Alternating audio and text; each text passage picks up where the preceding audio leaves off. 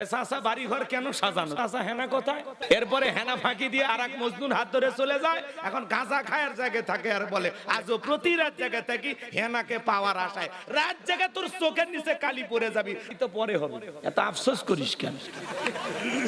এমনিতে এরা ডায়লগ শুরু করে দিছে। এই যে এক ড্রপ হুজুর আছে, উনিও বলতেছে হেনা কোথায়। আচ্ছা কিসের হেনা কোথায়? এর পাগল ছেলে পেলে একটা হেনা যাবে আর একটা আসবে, এক হেনা নে বসে থাকলে হবে? চাচা হেনা কোথায় না কয়ে যদি বলতো চাচা মুখে দাড়ি কোথায়, চাচা নামাজ পড়েন কিনা, চাচা কোরআন পড়তে পারে কিনা, কি এক ডিজিটাল ডায়লগ শুরু করে দিছে। ছেলে মেয়ে সব এক জায়গায় কথা বলেন। যে রাজশাহীর আমাদের এক ড্রপ হুজুর আছে, আস্তে আস্তে ভিডিওটা দেখলাম, উনিও বলতেছে নতুন মেসেজ ড্রপ করছে, চাচা হেনা কোথায়। রাগ করতেছেন আপনারা নাকি? এই যে সমাজে অস্থিরতা, তার মধ্যে আবার এগুলো আজে বাজে ডায়লগ। কি এক চাচা বাড়ি ঘর কেন সাজানো? তো বাড়ি ঘর সাজাইছে কেন? বাড়িতে মিলাদ মাহফিল হবে ওই জন্য সাজাইছে নাকি? এই যে যুবক সমাজ নষ্ট হয়ে গেছে, কি এক ডায়লগ পায় ওইটাই ভাইরাল করে। আমাদের মতো এক হুজুর এর আগে বলে মুরব্বি মুরব্বি, সারা দেশ ওইটা ভাইরাল। এখন নতুন এক ডায়লগ পাইছে, চাচা হেনা কোথায়, শেষ। কি এক ডায়লগ পাইছে, সারা দেশ ভাইরাল। রাগ করতেছেন নাকি আপনারা? বাড়িঘর কেন সাজানো, এগুলো নিয়ে যুবকের এখন পড়ে আছে। মনে রাখবা যে তোমরা এই যে জিনিসগুলো নিয়ে পড়ে আসো না দাম্পত্য জীবনে, এই অশান্তি, মনে রাখবা এগুলো হেনা মেনার পিছনে ছুটে লাভ নেই।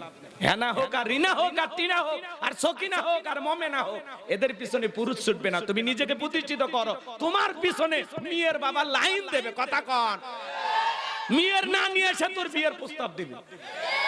ছেলে নিজে প্রতিষ্ঠিত হওয়া নাই, খালি এক মোবাইল পাইছে, সারাদিন ওই প্রেম প্রীতি নিয়ে বসে আছে।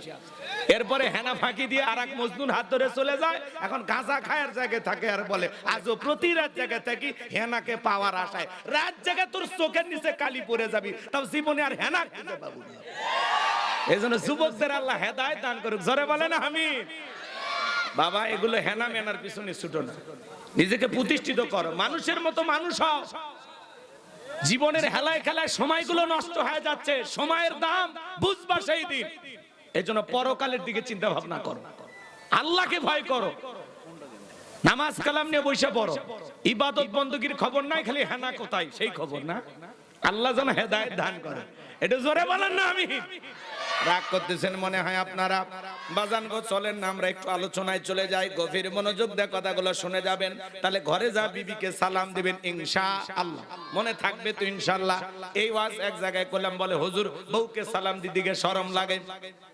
আমি তখন বললাম বাবা স্ত্রীর সহবাসের একটা দোয়া আছে, তুমি কি জানো? কয় তো হুজুর এটা দোয়া পড়ার টাইম।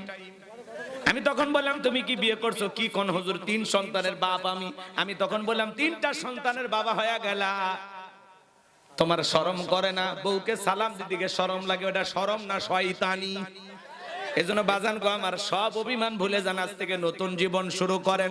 বাড়িতে যা বউকে সালাম দিবেন আসসালামু আলাইকুম। বউ চমকে উঠতে পারে, কারে সালাম দিলা? তখন বলবে হেনার মা তোমারই সালাম দিলাম। কথা কন।